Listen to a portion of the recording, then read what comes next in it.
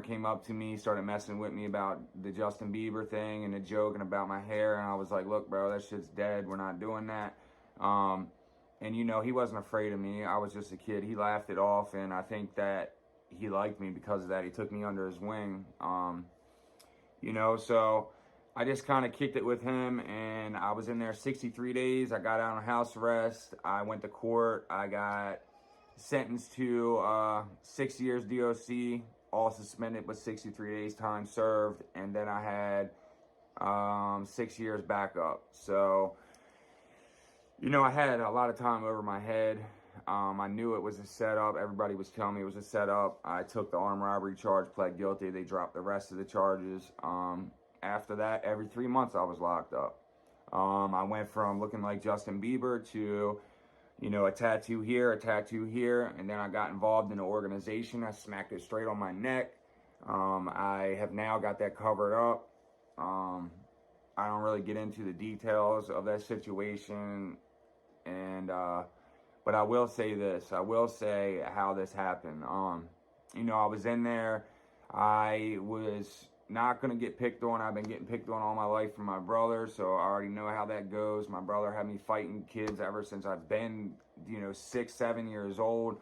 So I went in there really with no fear in my heart to begin with. I kind of just would blank out and not think about it, and I would just pop it off and then do what I had to do. And I had a lot of eyes on me during this time when I was, you know, getting into all them altercations. And I had a few people approach me asking me to become part of the organization. I turned it down because of their substantiability. They weren't very substantial. And then I finally, somebody came up to me who, you know, is known, who names ring bells. I know him. He's known me for a few years, and you know, he's seen me get into a few things. So he approaches me one day at the table. He's like, look, bro, he was like, I like what I see in you.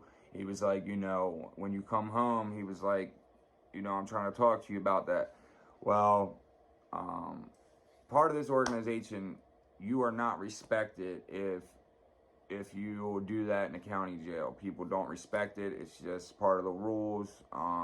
It's either prison or on the street. And, you know, I believe now it's just in prison. So, you know, I ended up going upstairs during that bid, and he was upstairs. I ended up going to lockup for fighting over the TV, and he ended up upstairs too for something. But we were down the hallway from each other, so he wrote me a kite that morning.